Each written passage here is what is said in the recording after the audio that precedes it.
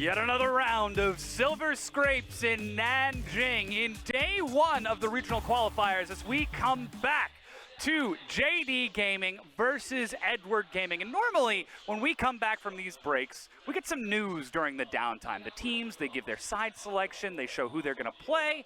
Well, Edward Gaming, we'll just let Frost take it from here. You got to tell us, Frost, what's happening? What's going on, Frost? Am I off the team? No, Edward Gaming are sticking with Haro. We thought that it would be Clearlove. So chat, I'd like everyone to press F to pay respects to Clearlove. Oh my goodness. I'd also like to pour one out for Clearlove because he will not be appearing in this series. You need 6 more of those. Oh, I'm going to need 7 more of these. Exactly. Because again, this series has been so back and forth, and as we were talking during the break, there's been no clearly defined meta, no clearly defined way for us to look at these two teams and say, this is going to be the winner and this is going to be the loser. We were expecting JD at the beginning of the day because of their recent performance, but EDG has shown adaptation, they have shown growth to match JD.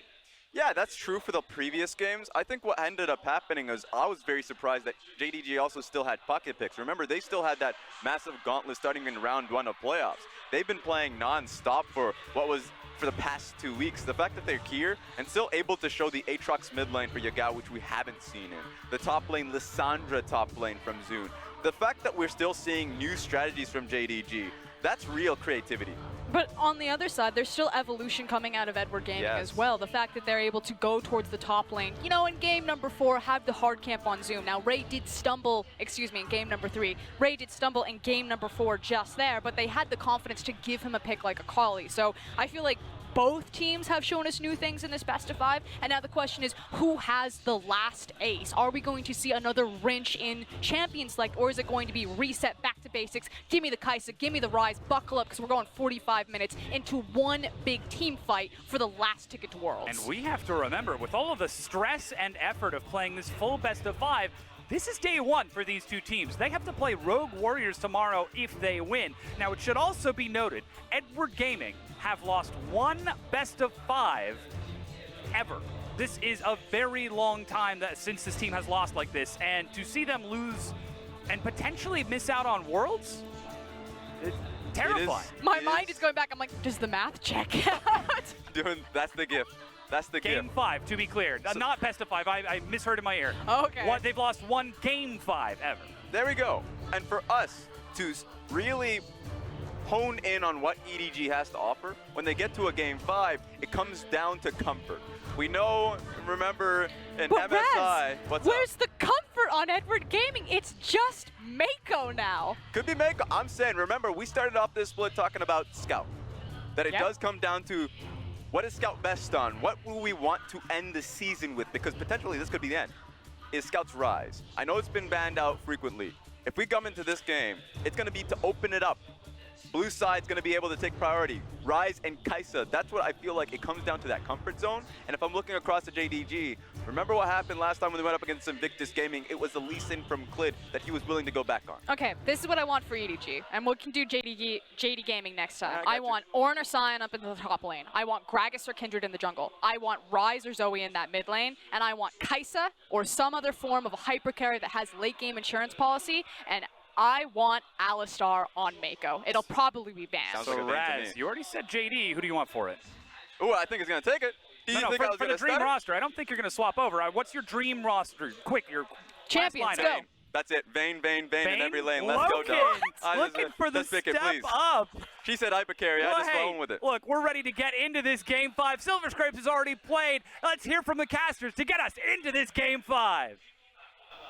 Thank you, Dom. And Raz has actually just lost it. He's just gone insane. But frankly, I can't blame him. Getting into a game 5, 2 days, 2 fifth games coming out, double silver scrapes coming out.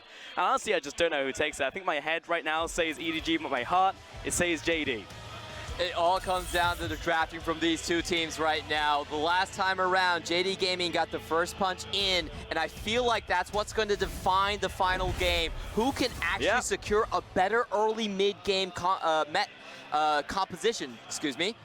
Yeah, I agree, but I feel like there are must-banner ways, and one of them is definitely the Sion coming out there, the Alistar as well that Frost was just talking about, and I feel like you just have to take away that Ryze, and there it is from JD.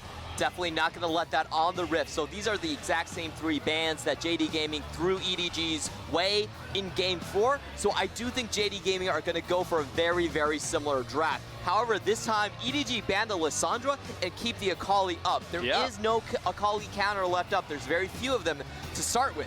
Wow. Whoa. First pick of the Gragas coming in from Edward Gaming, and they banned both of the adaptation picks from the last game. And now this is JD, such a, if they lock there's it so in. much left open. Oh, okay. So if JD Gaming actually locked the Akali in, it would be a massive drafting win. Their biggest weakness so far has been the inability to play the pick. They actually just ban it on blue side a lot of the times. It almost seemed like a trap. Maybe they're trying to hint towards EDG and force them to pick it because they have the Skarner ready for it. Right, like it worked out in that last game, but they have the Lissandra as an answer into it now. You're right, they have the Skarner, but I'm really interested in the fact that we saw the Xayah come through from Loken right here. I mean, I feel like the Varus has been doing so much work for JD throughout the playoffs, especially into EDG, but they lose priority here, give themselves late game insurance, but they hand over EDG, the Akali, and we're looking down at Kai'Sa as well. I actually like the read because Xayah still gets lane priority over the Kai'Sa early on, and she does more in terms of the big late game team fights. She has that escape over Varus. So JD Gaming's read is basically like, if they take the Xayah, I'll take the Varus, but they're probably going to take the Kai'Sa, so I'm going to go for the Xayah instead. I have a bit of that late game insurance with me as well. The big question left is what do they actually pick against the Akali? Because I don't think the Skarner is enough. You do have to have a lane counter as well. I like the Brawl coming in there as well for the defense, but opting away from the Rakan actually, giving an option maybe over to EDG if they don't ban it themselves. And JD looking towards the next phase of bans here. The big ones left open are for the top side and in the potential mid lane as well. I agree with FLICKR when it comes down the line. I feel like something for Ornn actually works really well with his composition. You can play front to back. You have the carry behind a big tank to push forward. That would be something I'd be looking for EDG. And you know, Ray, when it comes down the line, he's even taken the Maokai at some points. He might go to it right now. The amount of new picks I've seen in this series has just been ridiculous. It just shouldn't happen. They shouldn't be that good at it as well, coming out especially from JD. Rakan was the ban there. EDG counting down the timer. Let's see what they want to take away. It's going to be the Galio actually respecting Yagao right here. So they're taking away the counter picks towards the Akali. We're talking about all 3 mid laner picks gone, and Yagao slinks back into his seat. He looks at the sky. What champion does he have to answer the Akali? We'll see. The Akali, good chance it can go to mid lane, but we know it can go to top lane as well for Ray. Oh, they're not going to do it. Hey, they might. Hey, look, Olaf's EDG, going to be the EDG, they need to stick to what they know.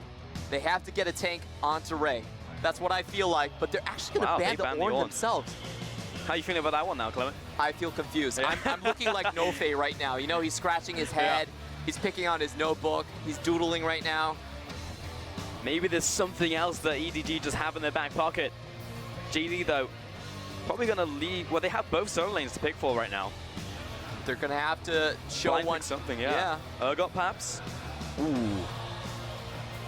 Oh, the Gangplank is quite risky because it doesn't actually provide split pushing itself. It's more about how the bottom lane goes. So JD Gaming, they're going back to their game 2, game 1 strategy, which is all about the bot lane. They actually need to find kills right there. They have a lot of pick potential for it, but if that doesn't work, that's all they have. Well, I mean, this is definitely a big pick for Zoom. You know, traditionally, when you look at the regular season, massive performances for him, but EDG right now have the pick of the litter.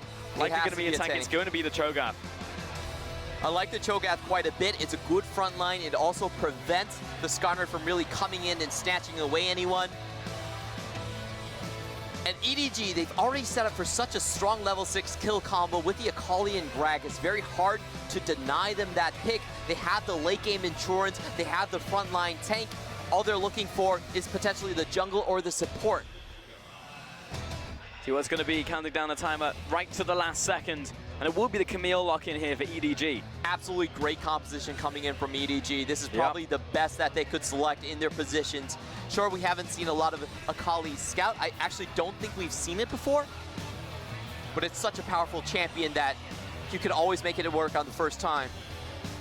I'm just a little bit surprised from what I'm seeing here from JD. I think Skarner's definitely like on brand, but what does Yagao have left? He's definitely very stressed. They've taken him to the limit in terms of champion pools. Okay.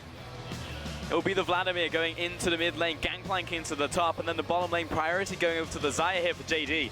It comes down to this. I have to say, I have to give the draft over towards EDG. JD Gaming, they don't have a composition that can walk up, so the Skarner is going to be, a lot of times, it's not going to be very useful. And EDG actually pulling out a swap. Now, the Cho'Gath is considered a very hard counter toward the Vladimir. You can't do much, you can't walk up against him. But at the same time, it does take away a lot of playmaking potential coming in from Scout. The last time I saw, they're going to swap up the last second there. The last time I saw a mid lane Cho'Gath was when RNG were chaining up their roster. They went full AP Cho'Gath. Remember that with the proto belt? Yeah. So it's going to be swapped up at the last minute there. There we go. The full compositions. The last picks, the last champion select we'll have in this series. First round of the regional qualifiers. And it all comes down to this. The coaches have done such a great battle with the mind games, with the ban picks, shifting the meta back and forth between them. They finally settled on this. Actually felt like both teams had incredibly good drafts. They both got what they wanted out for, but a bit more flexibility on EDG's side. Well, for JD Gaming and Yagao, they have to make those bot lane dives work. JD, is this the end of the line for them? Because Edward Gaming just turned it on, literally at the 11th hour. They come out here, they come into game 5, it comes down to this. If they get eliminated in this game, they'll lose the series. It'll be the first time since the organization has been created that they wouldn't go to Worlds. It would be a massive shockwave, and you look across all the regions. TSM's not there, G2's not there, SKT's not there. Pretty much Flash Worlds are the only one left going to Worlds and going like, wait, where are all my former friends? Are we here alone? Gone? Is there any life outside? Apparently not, but it's the rise of a new era. EDG, their dynasty, rides on this one game in this best of 5. They have the draft, they're feeling comfortable. JD pushed to the limit. Do they have what it takes? We're about to find out as we head on to the rift for game 5.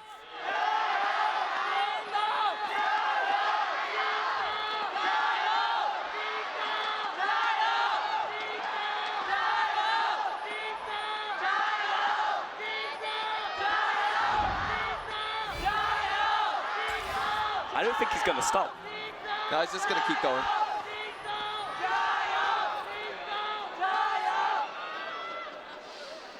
Wow. Ding dong! That was, I'll finish it off for you. I think that was like 9 reps. This guy's been working out ready for this moment. Oh yeah. My God, this is the most important moment for his team. Yellow. Yeah, Lil Yellow has been around for his team. He's shown up at every game. That's not a common thing for a manager, actually. He's put a lot of effort into this team, but... I mean, it means a big deal in the LPL because the team's traveling all the time. There are 6 stadiums to fly to keep going towards for this team, and every single game, you go back through the VODs, he's always there at the start of every game. I'm surprised he still has a voice box. Yeah, absolutely amazing dedication, but just talking about the level 1 a little bit, I really like what Ray is doing here. He's bunching up the wave, so that means the wave is going to shove towards his lane, and what that means is that it will open Zoom to potential ganks. Maybe that is what he's looking for. And if you look at the level 1, EDG have really come up with a better strategy. They know where the Skarner did start, and they're going for a level 2 gank. Here it is, Mako moving towards the bottom side. Ward comes out actually over the wall. Wow, that's a really difficult to do actually, moving from that wall. You have to place it in the perfect place. It's actually just underneath the tree. He would absolutely tilt if he messed that up, and the level 2 gank just killed him. It's a hard trick. You can do it topside as well if you're a top laner, but I can never get that trick to work. Well played to Lumal right there. Mako stepping up in lane. Where's Haro moving now? He's heading into the enemy jungle. I don't know if he's being spotted out though. It's a very interesting path coming in from Clid as a Skarner. So he's deciding to full clear his top side. And what that tells me is that he's going to go get a fast back. Just back right now, probably get the Predator online and just move towards bot. Where is he going? Moving towards the river, yeah, taking crab, but I don't think he's got any knowledge of what Haro is doing. In fact, he's looking towards this mid lane. Yagao has hit level 3, but maybe we can get something off him here. Moving to the Twilight Shroud, hook shot across the wall. Goes into the pool, and a lot of damage coming out from the Scout as well. And Yagao actually steps forwards. That was really close. If Haru was still hanging around that wall, I'm pretty sure he wouldn't do that, but the lane situation for him is really, really bad. He's sitting close to execution range, and the wave is pushing forward. Skarner is going to have to come. I mean, Yagao very low on this one. He's, as you said, fully in kill range. He was going to try again. Has to flash away. Didn't have the Sanguine Pull. Long cooldown on that one. And Scout just carries on farming. There's nothing he needs to do right there. Yeah. That was way too easy for EDG. And when it comes down to the line, this is what EDG really excel at. The coordination between their jungler and the lane. You know, ClearLove, I don't think he has the best mechanics. I'm going to flat out say I don't think he's individually that great of a player, but what he's excelled at, why he's been able to stay in the LPL for so long is that mid-jungle coordination, and he's passing it down to Haru.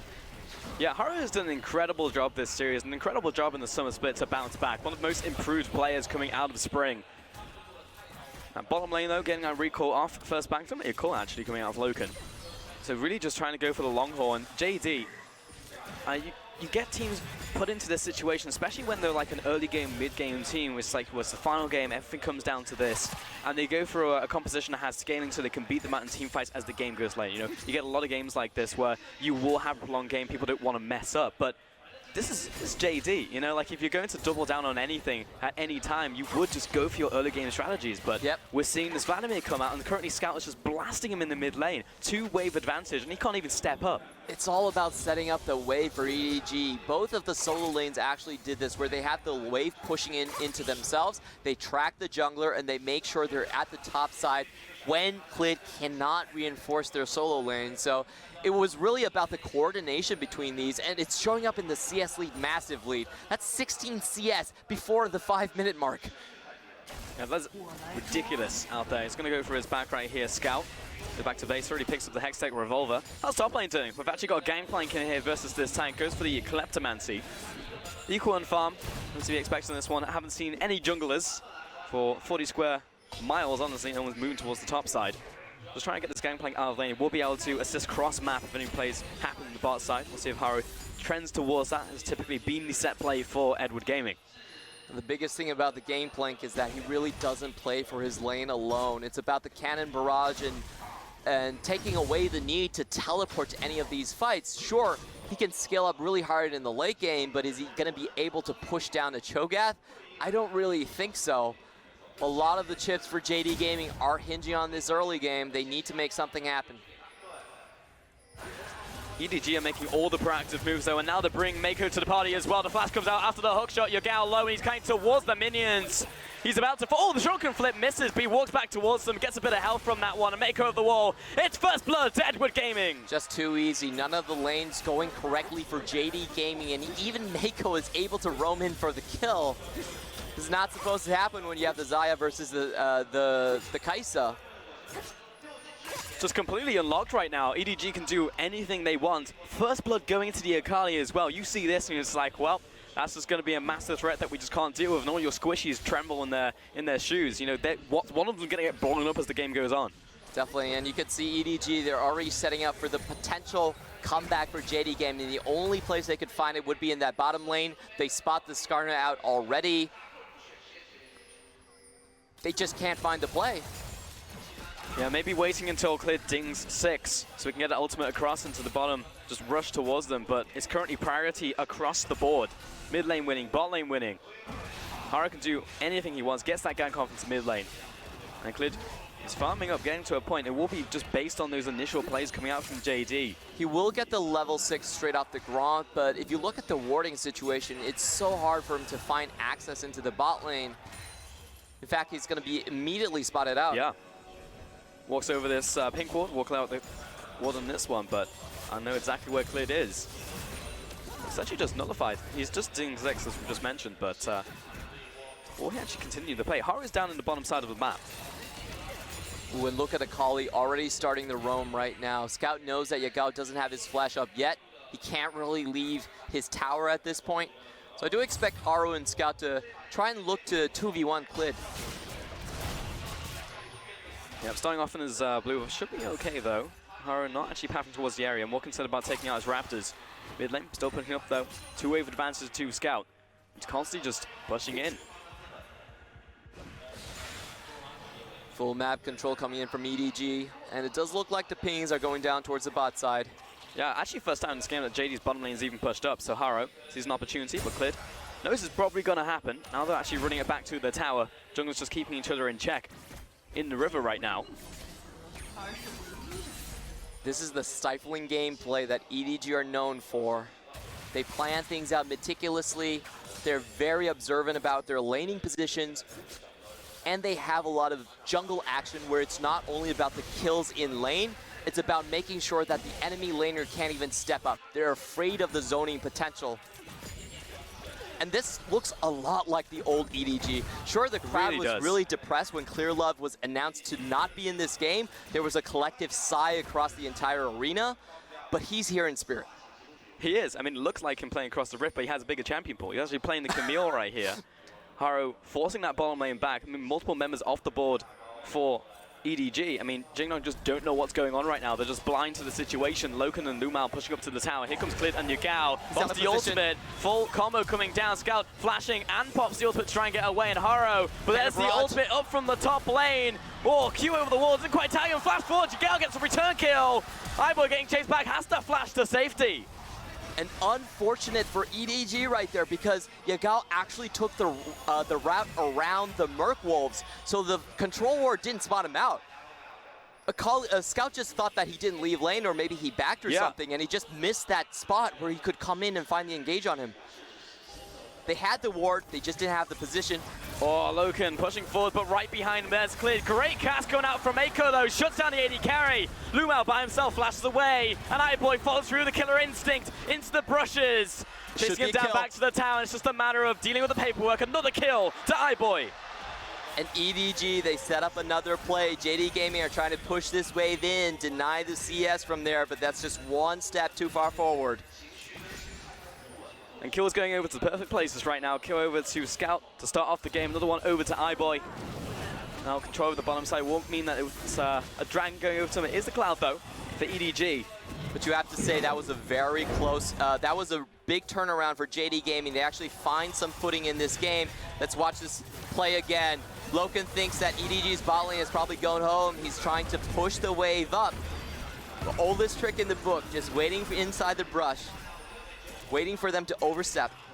I honestly wonder because Braum and Glib are right there behind him. It's almost like they wanted Loken to be the bait right there, but weren't expecting the trap on the trap, inside the trap that was coming in for Edward Gaming in that situation. This is EDG mind gaming, JD Gaming. They know that they're always going to go for the greedy play, and this is what you have to do sometimes, is you have to play much more conservatively. That's Storm Razors already. Not even 11 minutes into the game, and Storm Razors for iBoy. And he hasn't cashed in onto the call either. So just a far ahead. Flat out big purchase for him. Now Storm Razors, the cost was nerfed, was brought down quite a few patches ago. So it's not that incredible. Mako coming in here, forcing the flash out from Zoom. Mako still has flash off of that bot lane play as well. Yep. And making plays happen on top side now. They're getting the favorable trades. This is a 2-for-1 for EDG. They get the Herald and the top side as well. The only question is who can actually secure the first brick. We'll see. Cliff's going to split out Haro on the Herald, but not really a lot you can do about this one apart from stepping forward, maybe finding the steal, but Mako's here, body block, not going to happen. Mid lane's rotating. Mako stepping forwards, finds the cast onto Cliff right here, actually hands him over to Scout, moving through the Twilight Shroud. There's iBoy, Killer Instinct, flash to the wall, but in comes a massive E! Coming out of the Camille, Lumal dead!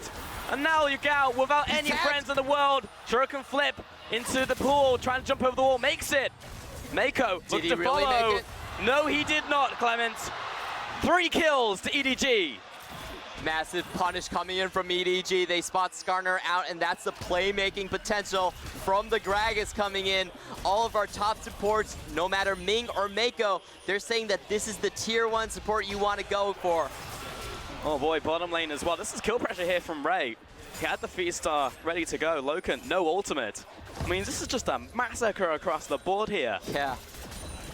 And it really is Haro stepping up right now. I think there's going to be a lot less nostalgia for ClearLove going into the future. This is what Frostkern was talking about. He is the new face of the EDG dynasty.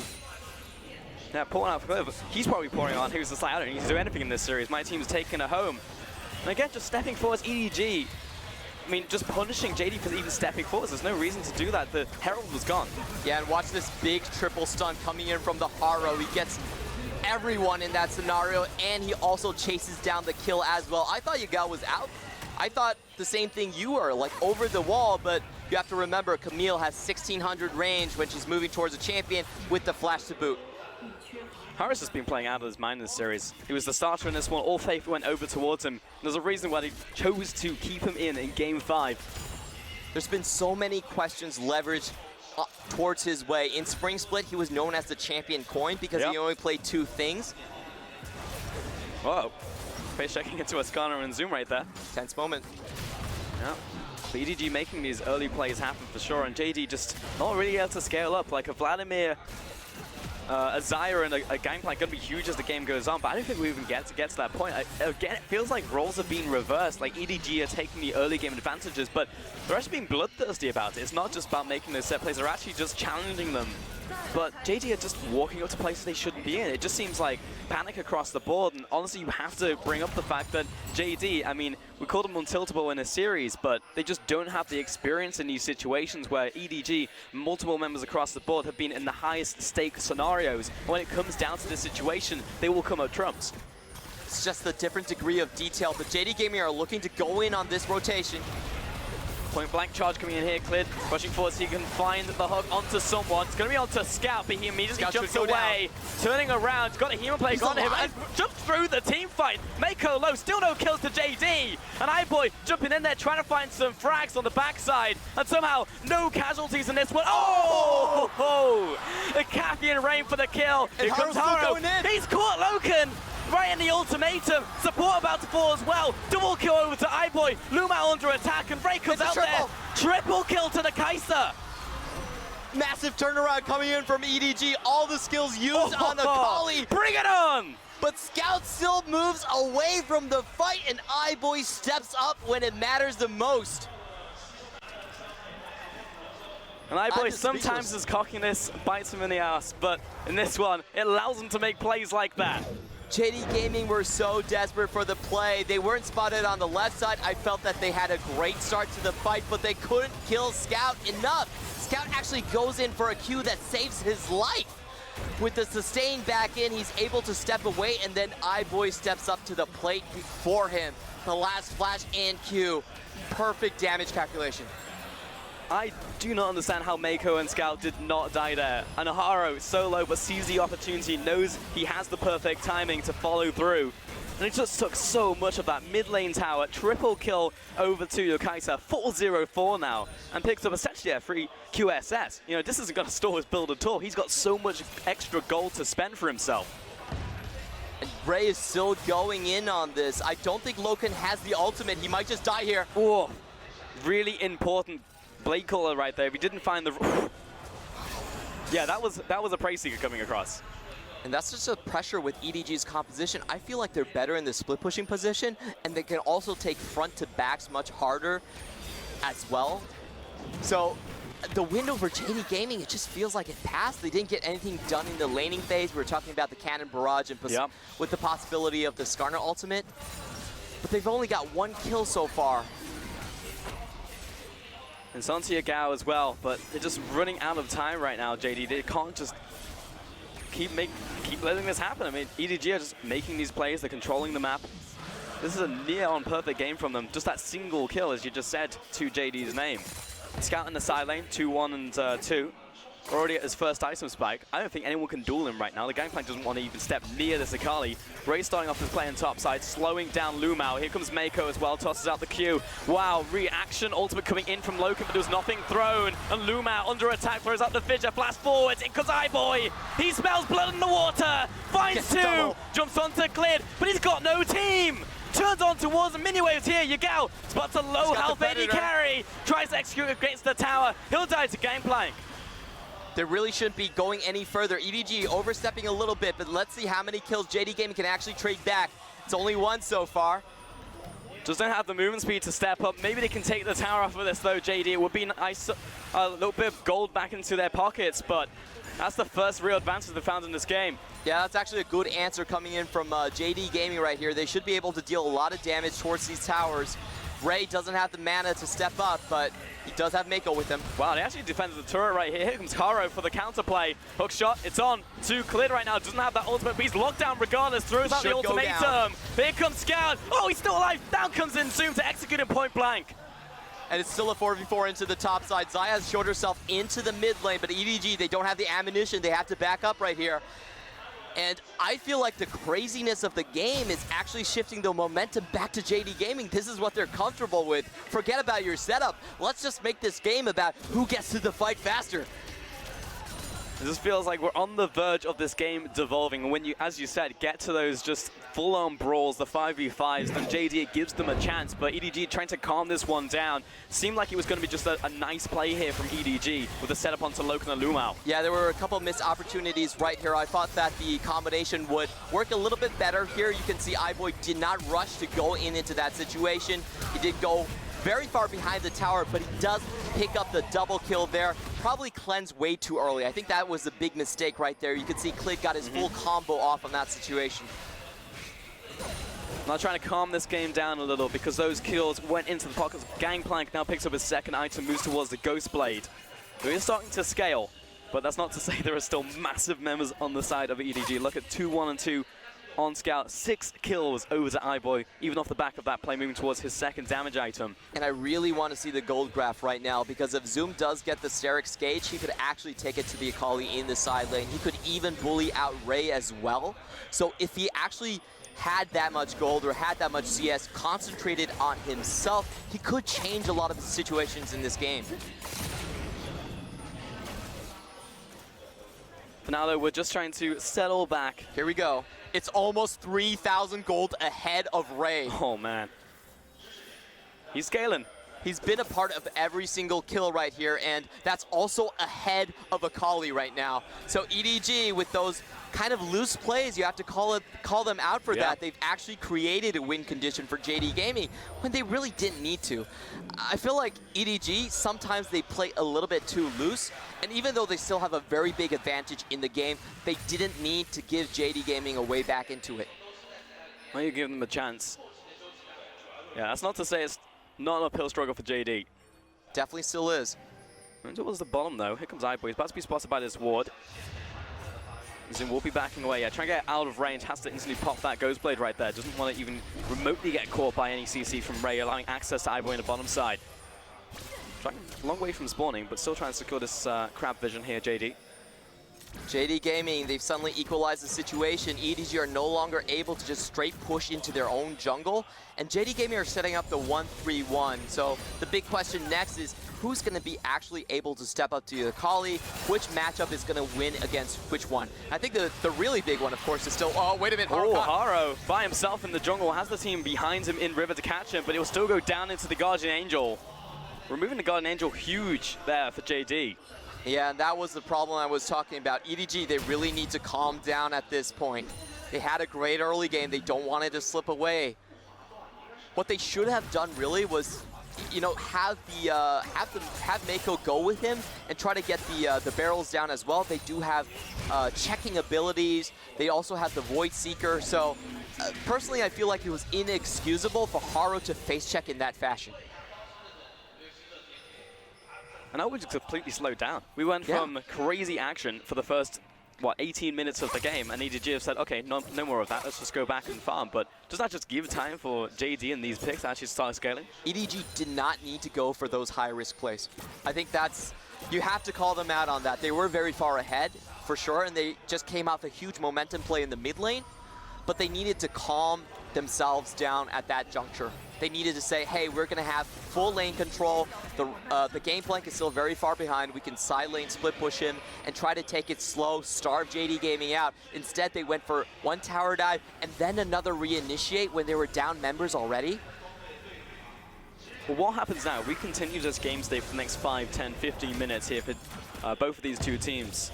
Do we just go back to even here for JD and EDG despite the early game? Is it still over to EDG? I still think it's over to EDG, but the thing is that the momentum, the confidence boost you give JD Gaming is very dangerous. Because I felt like they were in a phase where Clid was obviously slumping. He couldn't do anything on the map. And they were feeling a bit defeated. That's the feeling I got from JD Gaming. But if you let them see that chance, if you let them get back into the game, I honestly think that changes the mentality completely. I wouldn't be saying this if it was just a normal regular season game, but in a big 5e, in a BO5 like this, where the winner could very well go to Worlds, mentality matters. Wow, managed to get that one in the end there, Hara, but now he's caught out. He doesn't have the Guardian Angel anymore, and that's everybody there from JD. Blows him up in the river. Mako dashes to safety, but Ray comes in actually, expecting a fight. Now he's caught out. In comes iBoy laying down the dash, but there's the door from Lumao. Scout pushes forward, but it's one by one here from EDG. Oh, the assassination onto the AD carry. Lumao turning it around, but Mako finds him. And iBoy gets the assassinate. 3 versus 3. In comes the Akali onto Zoom. Clid backing away. He's got Yagao behind him, but EDG have regained control of the fight. 2 kills to iBoy. That was a 5v3 to start the entire situation, but Scout finds the most crucial kill into the back line. He's going for another. Can he find the shuriken flip?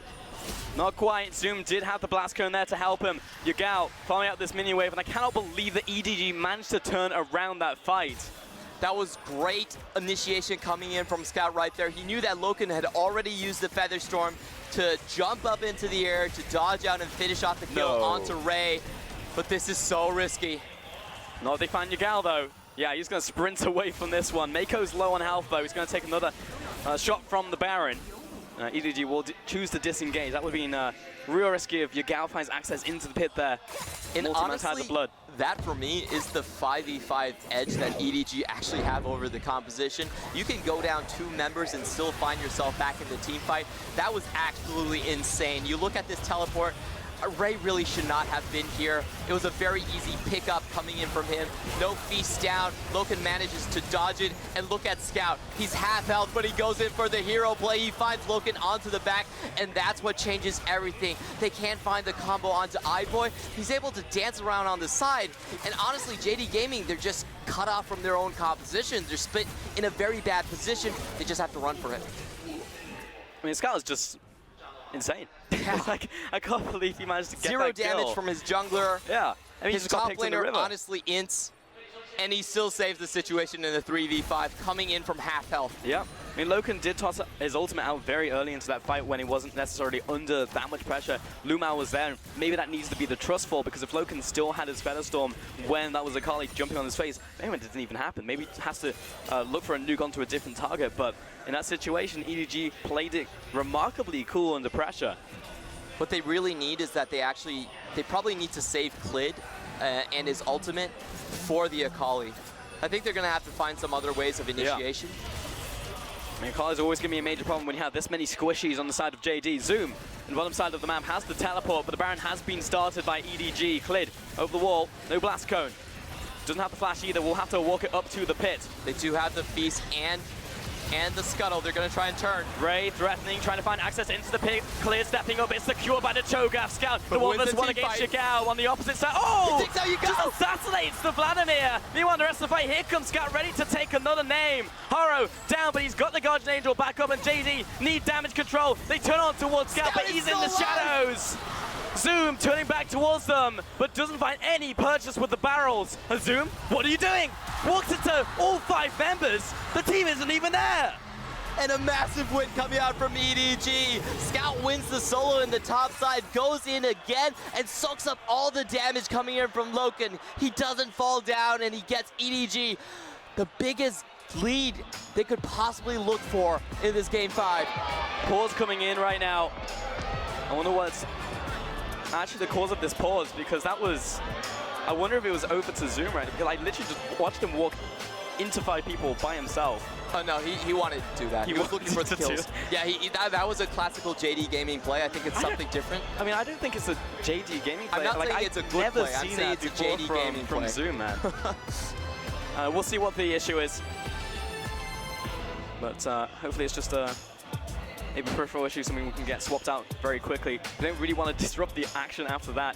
But this is so big for EDG. It might actually just be the final nail in the coffin here if they're able to just smother JD out of the game from here on out. JD Gaming, they have to reorganize themselves. They're not completely out of this yet. But I think the key thing about the team fights is you need to leave the Skarner ultimate up for Scout going in. He's just way too good on this champion. He was quivering alive on less than 100 HP throughout that fight. The Zanya comes up, he dodges out on the pullback from the Zaya. He would have died right there, but just outplayed the situation. Yeah, perfect time for Scout just to show exactly what he's made of. But then again, he was also allowed onto this pick, right? I feel like at a certain point, this draft is just biting JD in this early game. I mean, they went down 9 kills at the start of this one. I said it from the start, this draft is soundly in EDG's favor. I felt like they definitely won up home at this point. They really stepped on the big champion pool issues of JD Gaming, and the biggest one was that they simply do not play Akali in their top side or in their mid lane either. They've been banning it the entire way through, and when you've shown that for 15 games straight, EDG definitely has picked that up. I feel for FLICKR, man. Like, we call this team Untiltable, but you push them this far from round 1 of playoffs all the way through into the regional qualifiers, like a potential 5 best-of-5s in the space of, what, like a week and a half? This has been back-to-back series for JD. I mean, they've worked harder than everybody. And to honestly just a pause in a final game like this, there's no way anyone's mental like holds up to for that immediately after a lost Baron fight. But they need to do it. They still have some win conditions left. If you look at Zoom, he's still been massive in these team fights so far. Has a good gold lead even across the Akali so far. So if he gets a good barrel down on the back line, they could still repel the push coming in from EDG. I just heard that it was actually a Loken pause for an in-game issue there for him. And following a team fight as well. Yeah, I feel like he's most likely going to be looking for a chrono break. I mean, it's such a big deal. I mean, you for can't both ask sides. for it. Yeah. But we'll find out exactly what the issue is. But it was, actually in-game being the problem here because, I mean, that team fight is essentially going to seal the game. So, I hope we can get this one resolved for him. I think it was everyone still up for EDG. For JD Gaming, they've lost a lot of members. Loken was still alive. Yeah. Zoom still has the spirits up. The white dumpling is there for you. That's just a tough situation, man, for JD. Like, the fact that this is essentially a rookie squad coming into 2018 to push this far. They're literally pushing a dynasty to their limits. Like, who else has done that in LPL? Hell, in League of Legends history has managed to do this. They're our own Griffins, and even the Griffins fell down in their own regional qualifiers to Gen G. Can the newcomers actually make a dent in the LPL? This is a test that everyone is waiting to see. EDG, they've just been there for so long.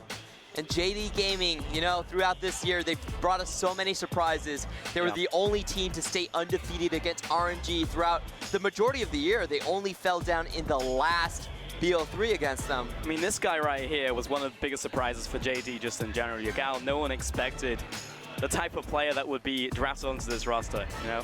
Yagal has done so much for the team. He's been a playmaker. He's been, honestly, a solid rock for them.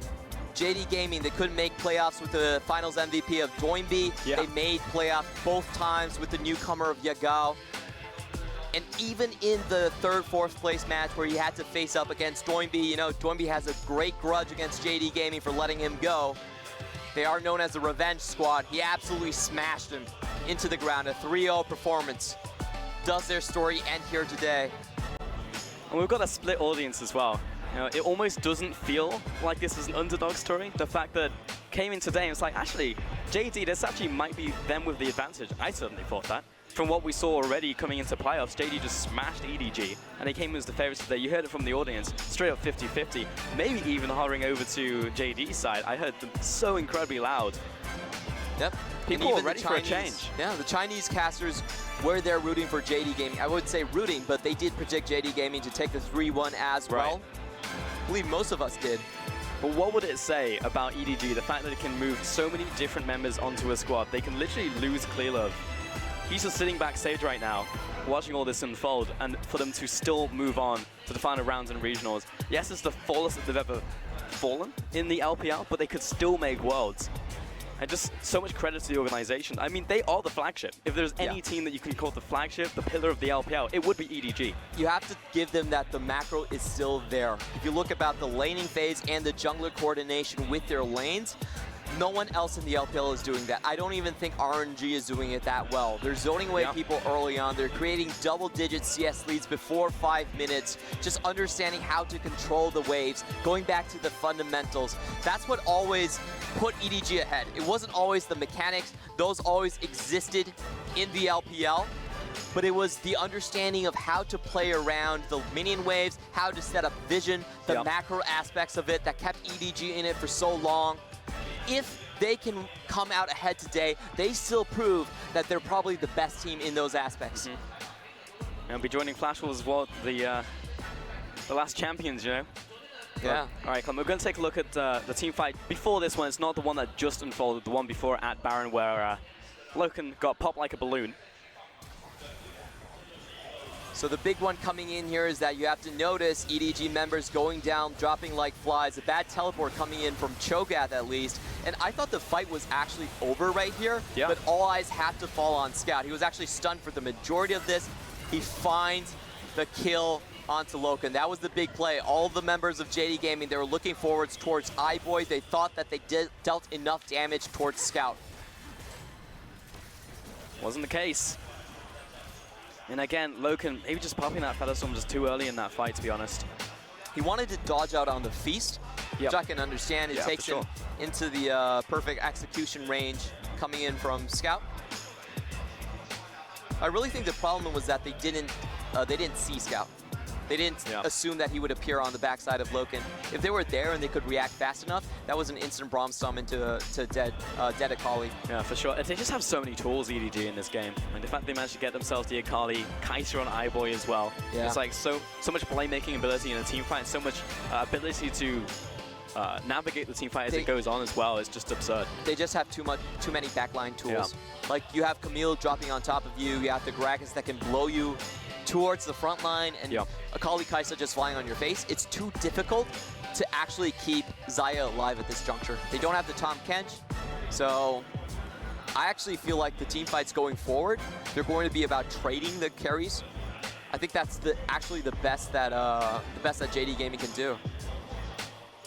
Now, honestly, just if they can find that miracle just barrel chain coming out from Gangplank, it feels like that's going to be like the difference maker right here. But the fact that you can move, hopped on about it, I don't want to sound like a broken record, but the fact that he managed to essentially get 2 free kills for themselves. Yes, they were already setting up at the point where they were already facing down the choke, but that's the best you could possibly hope for, you know? When you're engaging on the enemy team with all of these tools, and even then you're not able to find anything.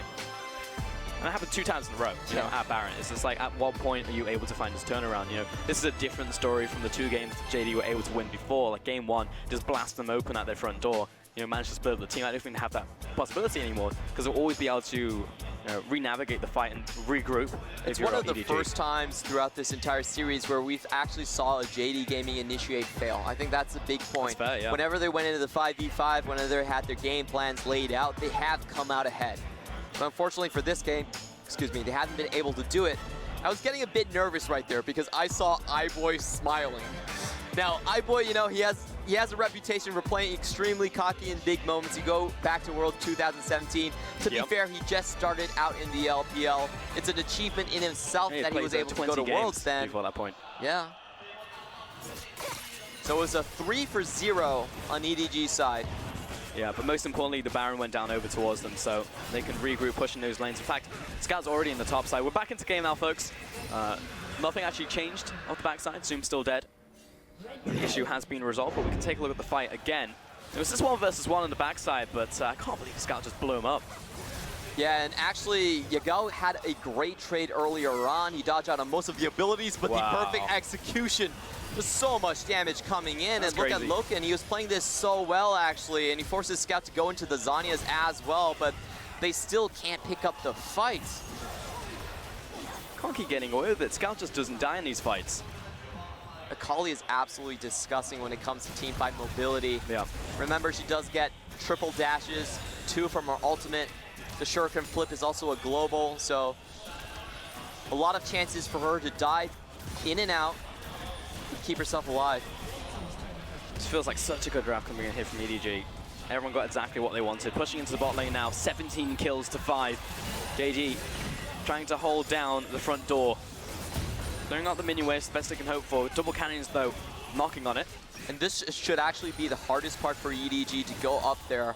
They don't have the greatest range in taking down those towers. And you have to remember, JD Gaming have great engage and also a great tool in Zoom. If they stay here long enough, Zoom should be able to find something.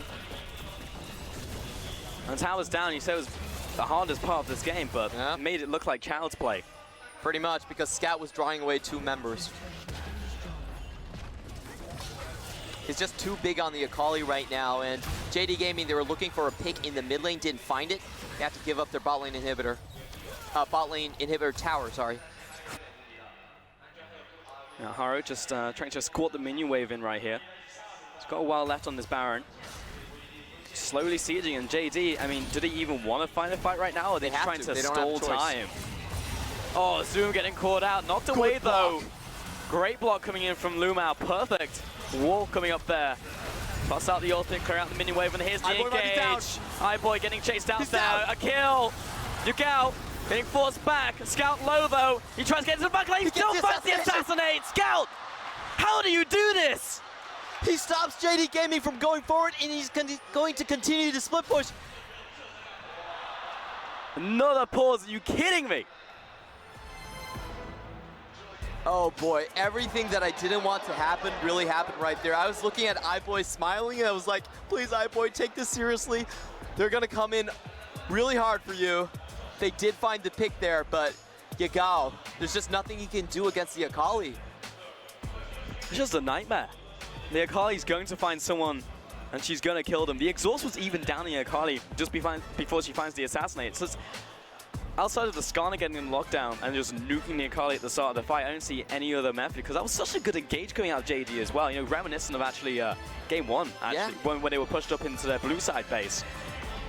And there was a lot of damage dealt to the Akali as well. She was basically half health, but able to heal up immediately after. The Ignite was on her, the Vladimir ultimate, the Hemo Plague was there as well, but they couldn't finish her off in time. JD Gaming, they're going up against one of the strongest champions in the meta right now. The Akali pick seems unsurmountable for them. Yeah, and it's the perfect person playing as well, Scout right here. He's just so calm, actually. Yeah, I'm really surprised about that. Now, EDG, they have been in a lot of big moments, in a lot of big Game 5s. We just heard production tell us that it was 9 games of Game 5s, and so far EDG has only dropped 1 of them. That's crazy. Yeah, history doesn't lie. Now, just hearing that it's Lumao with the pause right here, trying to investigate that one on stage. Don't know if it's peripheral or it's in-game. But again, we'll try and get information to you as fast as possible. I know I'm certainly just interested in what's going on right now. I think the big thing for that fight there was that JD still have some teeth in them. They could definitely pick off targets. This is what they've been doing the entire split. And EDG, if they make more of those mistakes, okay, good. iBoy's not smiling. All right, I feel more confident about EDG right now. When I saw the smile, I was like, oh, please, no, no, no. Because we've been there before, you know, in big moments where iBoy is about to step up. Sometimes he just goes over aggressive. I don't think it was necessarily his fault in that fight, but I'm glad that, you know, it's sobering him up a little bit. Yeah, for sure. Over average does get the better of iBoy, but again, he's just a young player. You know, the guy's got an incredible amount of talent, but it's very easy for him just to overstep just a little. He's the cockiest player I have ever interviewed. But it's fun to watch. It definitely is. And that's what matters. Yeah. I actually feel like a similar thing for, you know, the Scout, but he's just been consistently performing right now, you know? Like, I actually see very few scenarios, if any, where I see Scout just like overextending, like dying in the lane by himself. Like, that was such a hallmark of the Scout players. It's like, is he going to feed right here, or is he just going to 1v9? But I feel like we've just seen more of the latter, especially in this game. The Akali player's just been straight up immaculate. Our problem with Scout is that he's always been a bit messy in terms of the team fighting. He has a very assassin-like mentality, so he's trying to dive the back line a lot of times when he doesn't need to. Technically, EDG, their main carry, is still iBoy in terms of bot lane, in terms of the damage share, and a lot of times what you want out of your mages is actually just a stable mid-range champion that creates space for your back line. And that was the weakness of Scout, but I feel like if you just give him an assassin, a high skill ceiling champion, then there's really no problems. I mean, now's the perfect time to do it. Like, he's just not dropping a beat, to be honest. But EDG, if this is the type of EDG that actually moves forwards, I actually wonder, like, even EDG or JD moving into Rogue Warriors, because that'll be happening tomorrow at the end of the regional gauntlet. The final boss is Rogue Warriors. Yeah, it's going to be an exciting series no matter who advances here. JD Gaming, they have Rogue Warriors numbers so far, a clean 3-0 sweep of them. However, EDG had more difficulties with Rogue Warriors this split overall. Yeah, Rogue Warriors is an interesting one, to be honest. I mean, we have a very different story depending on which one of these 3 teams actually advances towards the 3rd seed.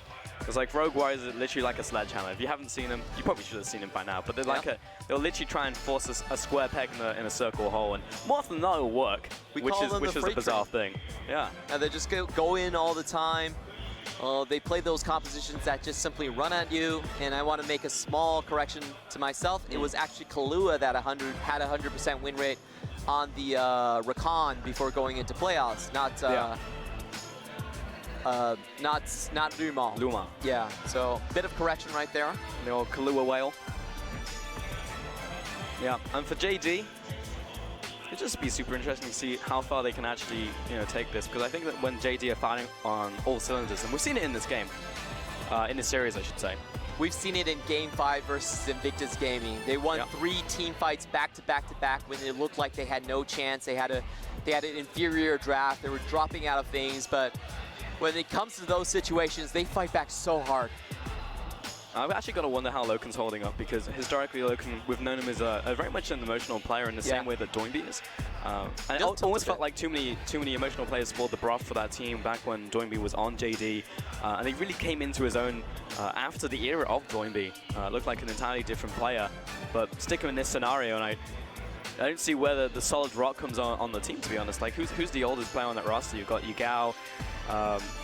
Zoom is still relatively new. I would assume Lumao. Yeah, I would assume Lumao, but I'm not sure. They're all very young, actually. Yeah, it's just a young team. Yeah. Yep. If you're Edward Gaming, everyone looks towards the bottom lane and just looks at Mako. It's like, what do we do, boss? This has been his year to shine. This has been the first year that we haven't seen Clear Love that often on the Rift. So he has taken up the mantle of the main shot caller. There has actually been a lot of questions towards Mako. Sometimes they feel like he tries to force things too hard, or there's not enough attention paid onto protecting iBoy. There was that stretch where they had Hope instead of iBoy playing onto the roster. But I think down the stretch, when it really mattered, he did show up in the end. And I think the big things that you have to look towards him is that he's gone more toward focusing on his own lane. Win his lane first and then roam. So the big picks for him, the picks I really like out of Mako are those picks that actually are kill threats into the lane. The Leona is a massive one, and it's one of his unique picks that he does pick down the stretch. Yep. Him and Ming, 2 big Leona players in the league. I'd actually say Crisp. Oh, yeah. Yeah. Good shout. Chris and LWX, they're probably the... so we have basically 3 kill lanes in the LPL that play for 2v2 all-ins a lot of the times. iBoy Mako is the big one. Yep. And then you have Chris LWX. And I would say the third would be Fury and Yoon, the Korean duo on Suning Gaming. I would say that Jakulov, when he's going for the bounty lane, when he goes for the Draven and the Pike. Oh, that's Jakulov and balance. Yeah. Then they turn into a kill lane for sure. It does look like we're going to have an extended pause so far. EDG still with a massive lead. They already have 1 inhibitor down. It just took a losing fight in the mid lane, I would say. But unfortunately for them, it's still going to be a large momentum gap for them. I think whoever comes out of the pause with more with more composure could set up the plays better. JD Gaming have proved that they can take a fight over towards EDG. They can focus on the bot line, on the back line. They do have the barrels to do it. So if they can focus all of their damage on and just get a pick down, it still could go down to the big 5v5. All right, looks like we're going to have a prolonged pause here, and it's important to make sure that everything is okay on stage for these players, because it literally is Game 5. Every single fight, every single kill matters. We're going to hand it back over to the analyst desk to take a look at how the game progressed so far. Thanks so much, Pulse and Clement. Great job on that so far, but we've got to get down to this pause before we can finally get to the grand conclusion of this Silver Scrapes Game 5. It's coming back to what we were talking about. Scout is having an absolutely pop-off performance. Almost all of EDG's wins, he's been performing well this entire summer split. Can JD shut him down? Can they stay alive long enough to close this series? I mean, they theoretically do have the tools. You heard the casters talking about it. You look at the draft, you can see that you have the Gangplank, you have the Vladimir, you have the Xayah. And as I say that, we're actually going to throw it right back to the casters because we're back in it. That's what I like to hear. Right back in game. And you toss it over, and there we go. Yeah, we're right back to where we started straight after the team fight. If you look at the situation, it's a 1-for-1 trade overall. But EDG, with the map pressure they have, they're just able to continue their split pushing. Man, the fact that Loken is pushing up right now, face-to-face with Scout. I mean, yes, he's low, doesn't have the ultimate, doesn't have any of the resources, but I wouldn't do that. That was insanely risky. Yeah. I wouldn't step up from the Actually, Loken was fronting right there. He didn't have his teammates. They were coming. They were on the way. Yep. Let's go back to the previous fight. A great save from Luma here. I want to watch how iBoy actually gets caught out in this fight. Oh, he gets tagged by Luma. Oh, and Death's Daughter on him. Yeah. Such a hero play coming from the Shock Caller. And just look at the start of that fight. It looked like Scout was going down under 300 HP. Turns around and then gets the kill anyway. That's nuts, man. That's disgusting. I feel like Lid has just got to say the ultimate. I understand him doubling down on the iBoy to get the pick right there, which is super important in that fight. But, I mean, every single fight that we've seen from Scout, he always kills somebody on the backside, no matter what the game state is. And this has been EDG without the initiation as well. Usually it's JD, as we just saw right there, going for the initiates, and he still managed to salvage it just on his own. And honestly, it didn't even look that hard. All you needed to hit was the shuriken flip, and he was straight into the back line, out the back with the flash as well. Yep. Macaulay is just so hard to play up against. You need multiple just point-and-click crowd controls to really keep her down. Clid probably never got a chance to use the Impale in that fight. I didn't really see it come out. I think it went down onto iBoy because it was on cooldown coming off the back of that fight, yeah. But he was like right on top of him and he just almost insta-died after that. But Scout's still got the QSS and he's got the Zhonya's and he's got the Shroud. So you're right, it's like you need more than just one piece of CC to lock him down. The win conditions are incredibly difficult for JD Gaming. They probably need to pick iBoy off first and then back out, wait for Scout to come out of his Shroud and then re-engage. It feels laborious even talking about it, you know? Yeah, I feel like I'm just sat on JD's team right now. It's just like having to face this down. But we've managed to stall out just a little bit for JD. About 7,000 gold advantage to EDG. And they're actually setting up from bot side. Don't have any Baron left though. So seeing if they can get anything away for perhaps this bottom lane inhibitor would be a great setup towards Baron, which is spawning in 70 seconds. Well, knock on from Zoom. Instantly clears the wave out. Without the Baron, I don't think they can push that much further. Akali could look to try and backdoor this. She doesn't have the teleport necessarily. Yeah, it'd be a risk. I don't know if EDG even want to go for a potential risk at this point. Yeah, you're right. I think they're just going to set up 5-man around the Baron. They're pretty confident in their composition for sure. Yeah. What do you think we're looking for JD as a contest for the Baron? I feel like it's just the barrels coming in from Zoom long range. Otherwise, it's Yagao just coming in front to back and just hopefully just landing a Hemoplay combo, right? Yeah. I think the only way they actually win a 5v5 right now is if they can somehow snipe out Scout, but it's so hard because he has the Quicksilver Satch and the Zhonya's at the same time. It's going to have to come down to a misplay. I'm sorry to say this for JD Gaming, but I don't see them winning in a non-siege situation. When they're sieging, they actually have a good opportunity to go onto iBoy, but when they're playing around the Baron pit, I don't even think iBoy would be caught out. Yeah, and to be honest, there's been missteps coming out from EDG, and it still wasn't enough to give it over to JD, you know? So it feels like it needs to be multiple missteps in the same fight for multiple fights for JD to come back into the game. It's going to be a free Dragon take. JD honestly not going to try and contest this one, but it's been really nice pickup for EDG since they're contesting Baron right here. Next Dragon's going to be Elder, but they'll be able to burn Baron down so quickly to the point where JD will have to push out of their base to try and contest this one and move through a lot of fog wall, just spaces they don't have vision control over. I think the problem now is that Yagao's actually quite easy to focus forcing down. it. Hail Mary play coming out from JD. Here comes the teleport out from Ray. But we need to see the straight disengage. Yeah, cleared on the backside. Gets knocked up there. All right, not going to see the follow through from my boy. Yagal's looking for an attempt onto the back line, but JD Gaming are straight, EDG are straight pushing towards the base. They have the inside track, but they don't have the minion wave, unfortunately. They might just lose this tower before they are able even to defend. How low is it? 75% HP. Yeah, recall's very late coming in from JD, actually, expecting the EDG to keep pushing down towards them. Not going to happen. This will be the tower take, probably inhib as well. Here comes JD, though. Yagal pushing forwards, Protobelt coming out and clearing out the minion wave, so maybe won't find easy access onto this inhibitor tower, but they still managed to take the tower itself. Loken has a lot more defenses right now. The Hex Streak is already finished on him, and he does have the stopwatch as well. He knows the Akali is going to be looking at him. So I'm actually more concerned about Yagal in this situation. I feel like if he doesn't pull correctly, then Scout could simply finish him off. He has the Ignite for it as well. EDG dipping back towards their sides of the map. And Baron is up.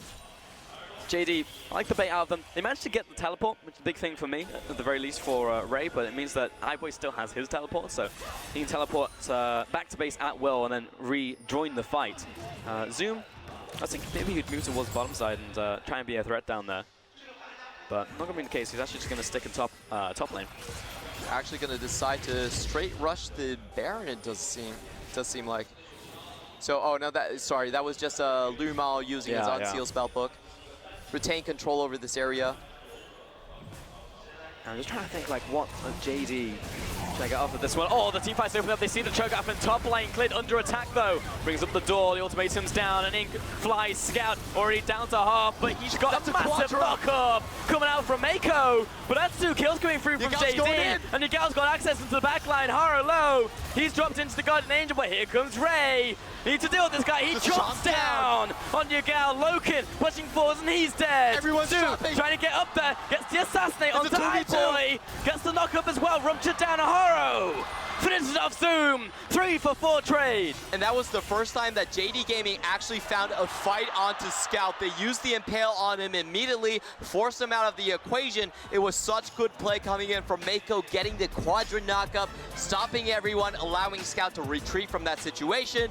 But a great fight coming in from JD Gaming. And you have to remember that this time around, they're not going to lose much off of that fight, and they should be able to extend the game further. We were waiting on a mistake, but I actually think that was just a straight outplay in that situation. That was an outplay coming in. Ray was top lane. He saw the opportunity to engage onto them. But more importantly, you're absolutely right there, Clement. He found Scout near the start of that fight. Is not going to be assassinated on the backside. And it looked like it was just going to be a sweep there from EDG. You saw the Akali go in. She goes into the back line, hits the Zhonya's, and then you get the quadra knockback coming out from Mako. It was just the fact that Zoom was there much earlier, so it was a 5v4 for the majority of the fight. And then Cho'Gath finally popped in and was able to push off the remaining members. But that was a fight that JD Gaming very well could have taken right there. There was a lot of great plays coming in. Haro definitely saved Scout a couple times. It was a quadra knockup from Mako to keep JD Gaming at bay, make sure that Scout didn't fall down then and there. But at the end, I feel like JD Gaming, they got what they wanted out of that situation. They got more time. They got time, and they also showed that they can actually face him in a team fight. You know, it, like, for a large portion of this game, it actually just looked like EDG were just going to straight up win every front-to-back fight, and probably every either flank fight as well, to be honest, when you have Scout on the roster. But the fact that you can even compete with EDG at this point in the game is just phenomenal, you know? There are a lot of gold behind. I think like there were 7K or 6K behind at the very least. And this does allow Gameplank to scale up. If you have Gameplank on damage items, it just means that, you know, one barrel could change the entire outcome of the team fight. It's still a very steep hill for them to climb, but we've seen JD Gaming pull off so many miracle plays before. And to be honest, in terms of pause timing, this actually feels much better for JD. You know, they're actually coming off the back of off a win. An actual win. So many times we've had these pauses coming through from JD. Not sure who's actually coming out from. Haven't had confirmation just yet. But yeah, this time they actually have a bit of morale on their side. You know, they can't talk right now, but still, it's got to feel much better. You know, this is night and day difference from the last pause to this one for Loken. When we come back into the game, the important thing is to take account of the summoner count. for both teams, basically. I think that's going to decide the final game. If Scout did have to blow a lot of his summoners early on in that fight, then, you know, I would give a slight advantage over towards JD Gaming. They can execute on such a high level. Or if the other case is true, I think EDG will take the next fight. What's the shelf life on this game, Clement? Do you think it's going to be 1, 2? How many fights have we got left? Well, I think the situation where you have 2 inhibitor towers down, yeah, it's probably just 1 fight. For if EDG win, it's probably just one fight and it's over. But for JD Gaming, if they come back, I'd say 2. Yeah. Now we're going to take a look at that last fight and see how JD managed to turn this one, because it looked great at the start. Yeah, this is actually happening right at the very beginning of this one. So it actually got Haro instead of Scout. They were actually stacked up a little bit, but a massive chunk of damage going in straight onto Scout's face when he went in to follow the Mako Quadra right there. And finally, Ray does arrive at this at the crime scene to push JD Gaming back. You're still able to trade the backline efficiently, however. So it was a 5v4 engage onto JD Gaming, but the person that they found wasn't Scout. Sorry, their champions were stacked up. Yeah, but either way, I mean, the story is very similar in the sense that Scout was just forced out of the fight and he didn't get the re-engage. At the point where he was stepping back up on the ladder side of it, he just got instantly just crit in the face. Yeah, I just wonder what the damage was coming out from JD Gaming when Scout actually re-engaged, because he took basically half his health. The Scout re-engaged or the... So after Mako got the Quadra knocked up, Scout went in and he instantly lost half his health. It could just be a game plank. Barrels so coming that would across be like a enough parlay, damage. yeah. I mean, the game plank's strong if you can get him out of laning phase, just, you know, unmolested and get him into a team fight, get him into the mid and late game, then it looks fantastic. But I didn't think he was even going to reach this point in the game, to be honest. I thought that EDG were going to keep it watertight. Yeah. EDG did make a couple mistakes in the early game. They got a lot of cold back onto Zoom's Gangplank. At one point, he was 3k gold ahead of even the top laner, 2k ahead of even Akali. I can't imagine how difficult it is for the players right now. We've had probably as much pause time in this game as we have actual gameplay. When you break up a game like this as well, especially like after team fights, you're thinking of time and it's like, I just lost count. Yeah. They do get to stare at the screen for now, but I think the most grueling aspect about this is you can't talk to your teammates during these type of pauses. It's very hard to realign the entire team when you get back into the game. You have a lot of communication to do to set up the next play, and you can't do it during these technical pauses, difficulties. Yeah. Again, we don't have much more information for you. Sorry, folks at home, but we're in the same boat with you. Just eager to try and get back onto Rift. I just know what's happening right now for these players. This is an unbelievably important matchup for both JD and EDG. This is us teetering on EDG, the dynasty of the LPL, the flagship, falling out of World's contention for the first time ever in history. And JD, the upstarts, potentially progressing to Worlds themselves, will have to take on Rogue Warriors, which historically have had a good win rate against as well. Like, the road would be clear. I feel like this is probably a bigger obstacle today, to be honest, to overcome an EDG who are actually playing up at the very end of their season. For sure. JD Gaming, they have Rogue Warriors' number. They're looking at this set to be the do or die set right here. And honestly, in the team fights, I feel like they've scaled to the point where the divers are actually having some difficulty just simply killing the targets they're intended to. When you look at Xayah, who's getting close to full items, who has the stopwatch in hand already, it's not that easy to just snipe her off. Yeah, I mean, you said you preferred the Xayah priority coming in here actually for JD, at least when the draft was starting over the Kai'Sa. That was a good prediction coming in from home. If it was just the Xayah, I would prefer the Varus, but if it's going to be the Kai'Sa, which is much weaker in lane, and I think the Xayah does well here. Overall, I think their big mistake for JD Gaming is that they definitely showed their cards here. They don't have the Akali. They don't have it in top. They don't have it in mid. If they did, they would have picked it already. Yeah, there was an instant pick. Because EDG was already taking away the counter picks. They took away I believe the Galio and the Lissandra. And the Aatrox. Yeah. So there was nothing left to really actually, I think counter maybe was open, because I know they banned the Lissandra and the Aatrox. I don't know what the first ban was. Oh yeah, maybe the Rakan was banned away. Yeah. So definitely at least the Lissandra was taken away as a counter pick. It's such a long road coming in for JD Gaming. You have to remember, this is the 20th game they've been playing since the offseason. Just 3 games in their first set, 4 against EDG, and then it went to 5 against Invictus Gaming. And now it's going back to 5 against EDG again.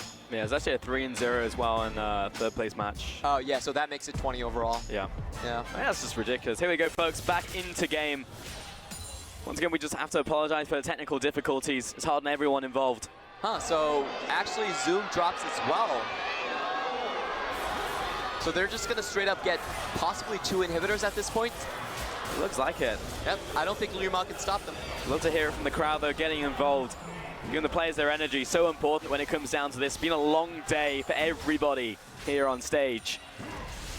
Managed to get the inhibitor off the backside of that. Now we can take a look at the fight again. All right, so it's actually EDG who did the engage right there. They go on to Haro first thing, but the big point is who actually deals all that damage to Scout as he's trying to go in. It actually does look like the game plank somehow. EDG do start a fight, and look at where Ray is. They do start a fight 4v5, and I think that's the big mistake that's happening here. Yeah, it looked like a combination of like transfusion from Vlad and also like a gangplank at the same time, maybe even like a parlay. EDG starting off the Baron though here. JD stepping up, it's only cleared, and it's being burnt so quickly over the wall, does not choose to jump over, had the flash, and EDG, they snipe out the Baron once again. And a massive lead for them, 8K up in the gold. They're gonna have to split pushing pressure so long. I actually think for EDG, if they can just stretch the game, stretch the 5v5 thinner, it would be probably better for them. So just have Scout, you know, kind of split push one. I think Scout can split push the top. That's exactly where they're pinging out. Keep the 4-man at a good distance away from JD Gaming. JD Gaming don't actually have the best initiation, I would say. Like Click can't really just go in by himself at this point. There's a lot of Mercurial Scimitars being purchased on EDG's side. Yeah, QSS on essentially 3 targets, then you've got a tank in the top lane, and who really wants to kill the Gragas at the start, to be honest. They're feeling good on the outplay potential, as long as in the mid lane as well. JD, you know, just got to wipe out the 2 carries. You know, at the very least, get them out of the fight so they can't come back into it, specifically Scout. But it seems like the focus has shifted in these last couple skirmishes where they are just constantly looking at the Akali, waiting for her to even step forwards within kill threat. Interesting look that EDG is throwing them. They're actually sending the Haro. Oh, and you can see the disappointment from the crowd and also from the players. That's absolutely brutal. Wonder what problem it is now. Yeah, we'll try and get that to you as fast as possible, as soon as we hear it in our ears ourselves. Does look like Loken trying to fix his keyboard. Yeah, I know the bottom side has had a lot of peripheral issues in this one. I actually started with EDG, it's going from both sides. Yeah, it's really hard to avoid when you move into a new venue. It's, of course, our 3rd day playing here in Nanjing. We did kick it off with the 7th anniversary of League of Legends in China. Yeah. Yeah, start off with a couple show matches. Had finals yesterday, Regional Gauntlet. This is still day 1. It's pretty interesting that they're sending Haro. I think EDG's idea right now is if they can trade Haro for Zoom, it's a massive win for the 4-man in the top side. Oh, for sure. I mean, Gangplank is like 50%, if not like 70% of the playmaking power from JD right now. Yep. And Camille at this point does have enough damage with the auto attack reset to quickly take down the inhibitor. Actually, a pretty good idea coming out from EDG. They just need to make sure that JD Gaming don't initiate on them. Because even though Camille can't join, Gameplank could still use a cannon barrage. And they're definitely going to still try. I mean, JD, there's not been a single time in the series when they're being pushed up as a 5, they just haven't initiated every single time they've tried.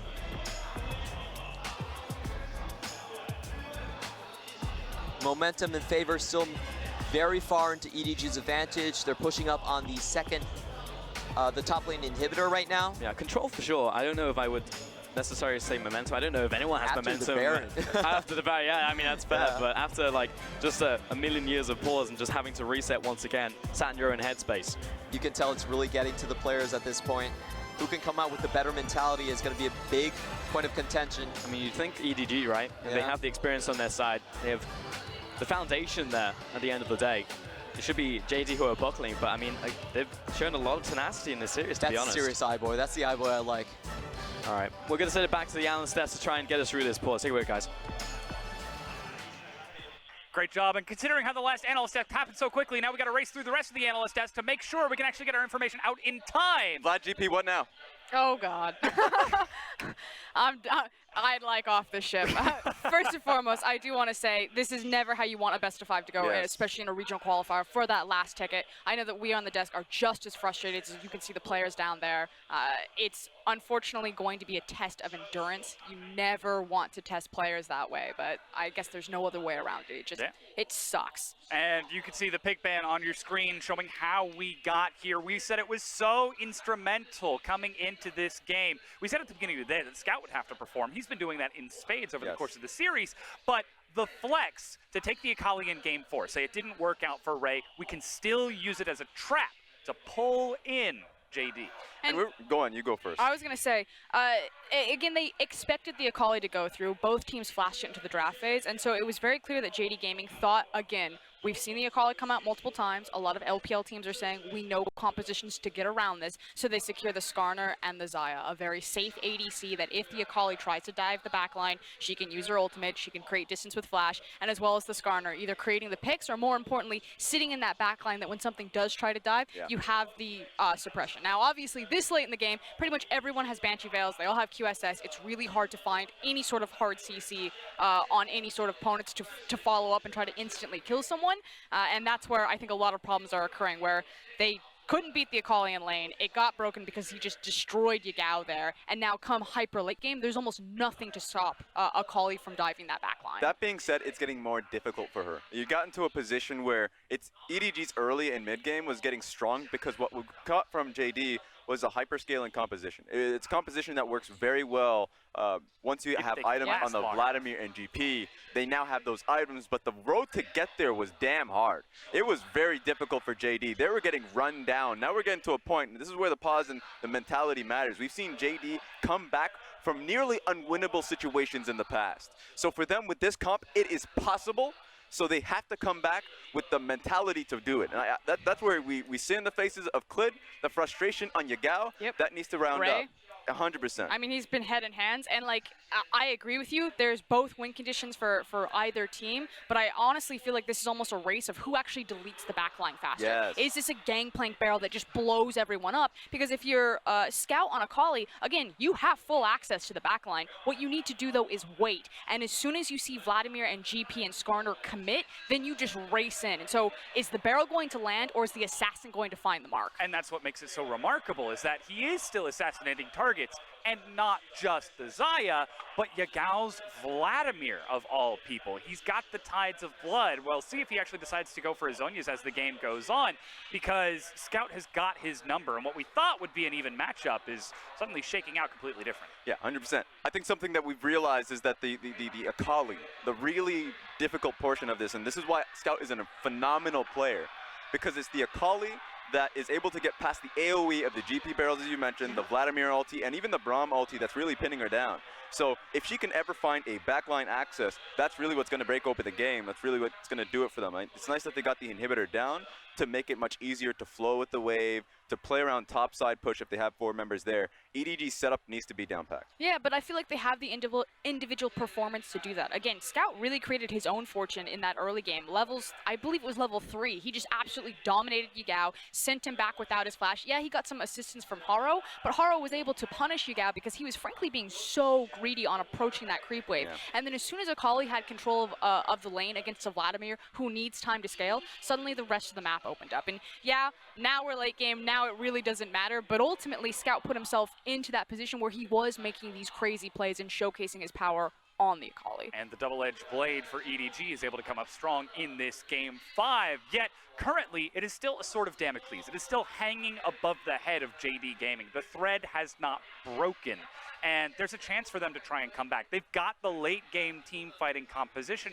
and it does just come down to that execution. Does, and I think the one point that they have to really play around is that Cho'Gath. The execution is working in the team fight in which Cho'Gath was in the top side of the map for a good majority of it. If Cho'Gath joins up, he pushes back the Vladimir. The silence is going to be really damaging to JD. At this point, EDG should always have the Cho'Gath with the team, with the wave, so there is not an option for Cho'Gath jumping on the AD. What's really hard for JDG is that Edward Gaming's composition is so much stronger at turning off Baron. This game has turned into massive Baron fights. Edward Gaming have secured it both times, and their composition is designed to do that. They have the Kai'Sa, they have the Cho'Gath. They can burn and secure that Baron so easily, but more importantly, it's not just about securing the Baron, it's also about the ability that when JDG, especially from red side, start to come around, you have things like the Camille, like the Akali, like the Kai'Sa. It's so easy to just flip off of it and immediately start a fight. And what's cool about that is, as you look historically at EDG, this is one of their signatures. Yeah, we're seeing adaptation because, you know, it's Haro, it's Ray, it's Scout that's popping off, but ultimately EDG have always played Baron-style compositions. They've always prioritized that big purple worm and how to fight around it. It's what made them so successful in the LPL for so long, and you see the fingerprints of that in this type of composition. Yeah, certainly a very strong composition in this Game 5, but now we have to look back towards the series as a whole and talk about how we've actually gotten to this point, because this Baron focus that we're seeing out of EDG seemed to have slipped up a little bit for them in the mid-game of Game 1 and Game 2, because JD Gaming were able to respond. They denied by immediately engaging in Game 1. In Game 2, they were able to take the momentum and the tempo away, preventing EDG from playing this style. Well, now we're in the depths and the dregs of Game 5s. What are the learnings that EDG can take away, seeing JD come head-to-head with this? I would say respect the flank is a big portion of it. A lot of it, respect to the flank from the solo laners, and also respect Lumao on these engage options. One of the games, I think it was Game 2, the Alistar was a big takeaway. And so for that one, they realized when they're pushing up as a squad onto inhibitor, that they have to have the defensive wards around them so they don't get surprised. This one, there was a play when they were pulling up straight through mid that Kai'Sa got picked up, but that was through the front. I think that was just on iBoy, who just wasn't ready for it. But the preparation was there by EDG. For me, it's about, again, this idea of clutch moments and confidence. Right now, iBoy is hot. He's flashing forward. He's playing aggressively on the front lines. Scout, he's been performing all series long. He's now on the Akali, and he's still making these big, crazy plays. Mako looks solid. Ray, a little bit shaky, but I think the Cho'Gath has put pretty much a Band-Aid on that. Sometimes he's out of position, and Haro has been kind of hit and miss, a little bit inconsistent over the course of the series. On the other side, it looks like Zoom and Yagao have centered themselves. Yagao got blown out a little bit, but he's trying to make his way back. Whereas Clid, every time you look at him, he's slunk back into his chair, his head in his hands. He just looks frustrated. And I think he's had a terrible best of 5 on the day, which is so unfortunate for how well he was playing in playoffs. So for when it really matters for Clid to slip back, it's devastating to watch. And we do have to juxtapose, of course, these two organizations. Edward Gaming, they've been here since 2014. They have been one of the winningest organizations in the history of the LPL. But things might look like they finally could be crumbling, even as the fans are gathering around the arena. They know that the pause is still going on behind us. You can see them in the background of the shot, crowding around the player booth to chant as loud as they can. And it's a lot of EDG fans in particular. I now hear the JD guy across the stadium cheering. Because really think about the stakes of the match. That's the most important. You go through an entire grueling season for one game. And for JD and EDG, that one game pushes you to a ticket to Worlds. So the fans are behind it. You hear them. They want the game to complete, win or loss. It's just about the pressure that's on their side. And that's why historically we have given EDG so much credence over time, so much leeway, even when they're dropping, to say, okay, this is their worst year, but are they actually going to drop Worlds? Are they actually going to drop playoffs?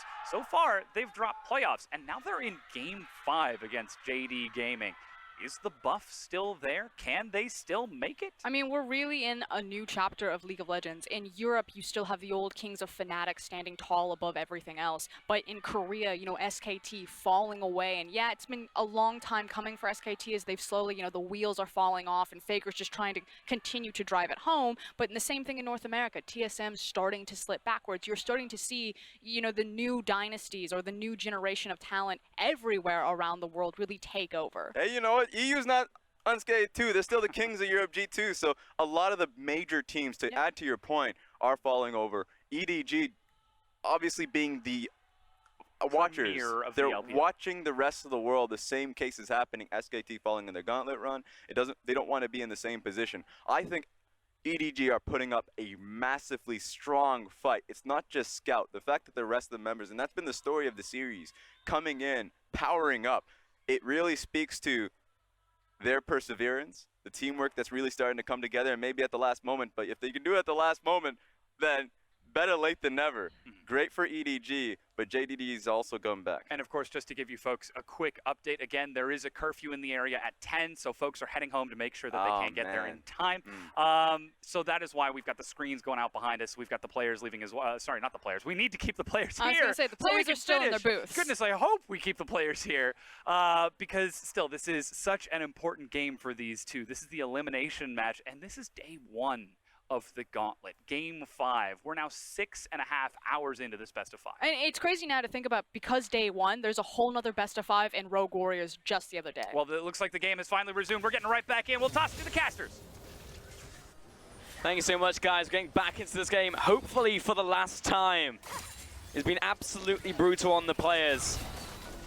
But the fans have been behind them as well. As we said, it's a blackout in the arena. It's almost eerie, but the only sound that we heard right now was the cheers from the crowd right behind those players. Yeah, they just want to get that last hurrah in before JD Gaming and EDG decide potentially who is going to go to Worlds. This will be the first time for JDG if they do make it, and it will be the first time for EDG to drop out as well if that is the case. So a lot on the line.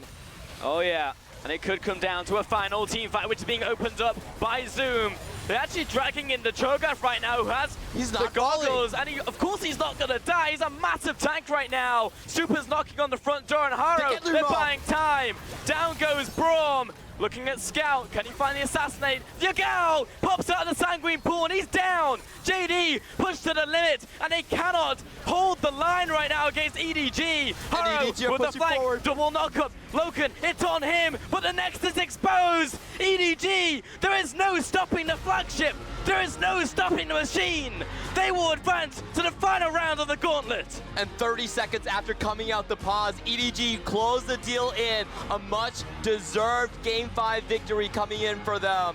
It was a great play all along. But in Game 5, Scout truly shined in the end. That was the main carry that the analyst was talking about all the time.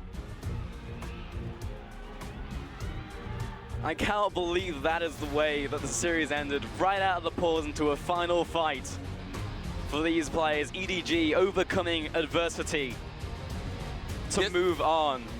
The dream is still alive. The script hasn't been ripped up just yet. JD came unbelievably close. I cannot stress how far that JD pushed so many teams in the LPL, not just Edward Gaming, but Invictus Gaming as well. Could have made the run all the way to the finals that we saw yesterday.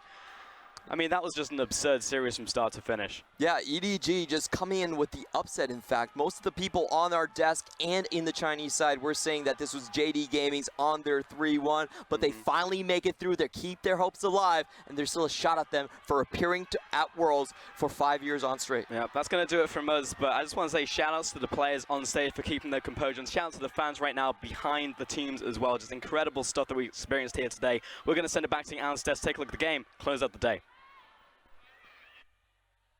Great job, guys. And EDG, I asked the question, not 3 minutes later, we got the answer. That was about 30 seconds later.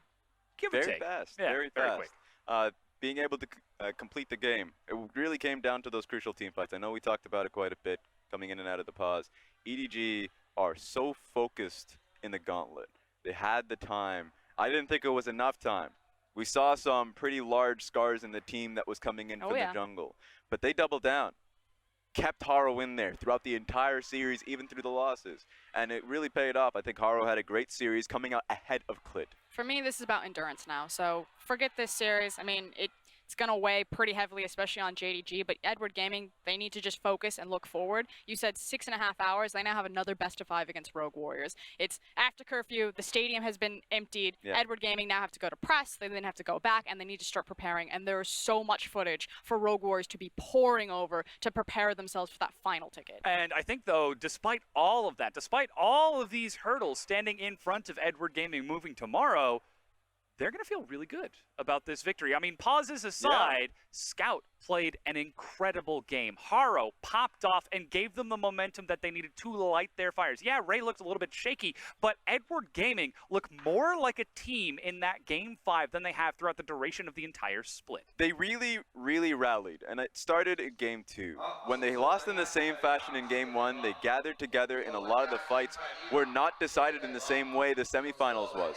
It was really just decided by a straight 5v5, and they're able to come out ahead. I think not only just the team play, the sole individuals that we were questioning, because we were saying scout show, iBoy came in super strong in his Kai'Sa play throughout the series. I felt like iBoy was a major person to focus on now going into the next series into Rogue Warriors. I mean, yeah, they found their teamwork, but for me, EDG showed every single strategy that they have. I think that JD Gaming have already shown a blueprint for Rogue Warriors tomorrow. Take away the Scion, contest that pick, try to push Ray's champion pool because he's not able to make it connect on the carries with Edward Gaming, which again, doesn't say that Ray can't play the carries, just that EDG with Ray on those carries is not the same animal. So while I agree, they found the cohesion, they found the rally, I think they need to go back to the drawing board and try to dig deep for some more strategy because it's very clear what Rogue Warriors need to attack tomorrow. And this is where we need to see what Rogue Warriors are actually going to do in order to answer that. As you said, there's plenty of tape for them to provide, but let's go ahead and take a look at the bracket now that EDG have advanced to Day 2 of the Regional Qualifier Gauntlet. Coming back against JD, taking Game 5. And all hail the Western Conference. We will actually get a Western team into Worlds now. Both Rogue Warriors and Edward Gaming come from the Western Conference, and it won't be completely dominated by our 3 Eastern teams. It was a tough one. It definitely they got tested throughout the playoffs, throughout the regular season when the cross-conference came through, and it all comes down to this. EDG versus Rogue Warriors in the Regional Gauntlet Finals. Just 2 teams, honestly, and it's just going to be that one ticket. And it actually looks to be pretty exciting, seeing how these players are playing up. We know that Rogue Warriors are a team that utilize passion and fire, themselves a very emotional team. Well, we got to see some very big emotions out of Edward Gaming, so tomorrow could be an intense matchup. What are you guys looking forward to? Looking forward to mid in bot lane. Funny enough, we were talking about the similarities between JDG and EDG. If we're talking about Rogue Warriors now, so empowered by Doinby and SMLZ. We've had the discussion throughout the split about the best AD carries when Uzi wasn't playing. SMLZ ascended to that throne when iBoy wasn't there. Now we get to see a battle of the AD carries now that iBoy is playing up. He's looking at bot side, I'm looking at top side. Yeah. Everything is on fire on the top side for both these teams. Ray, unable to play the carries, forced into the tanks, and Rogue Warriors are trying to figure out, is it Holder, is it Mouse? Because right now, they can't run Holder as well as Flawless, so they're trying to bend around in the jungle with the Kiwi position because Mouse is just getting blown apart in Champion Pool. Something we've realized with the last series that we saw with Holder he played throughout the 3rd place match was that, you know, he was starstruck. I felt like when he got on the map in a crucial series in the best of 3, he just fell when he was on the Jax. So the problem was he was out there, it didn't work. Mouse is far more experienced, an experienced team fighter in what is now a team fighting EDG. It's best to put Mouse and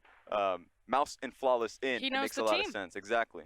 Yeah, well, we'll have to see what it's going to be. But again, that's going to do it for us. Ladies and gentlemen, thank you so much for tuning in and sticking with us through all of these technical difficulties to get the conclusion of this fantastic series. As a quick update, that series will start at 2 p.m. China Standard tomorrow. So thank you so much, and we'll see you then for Rogue Warriors versus EDG.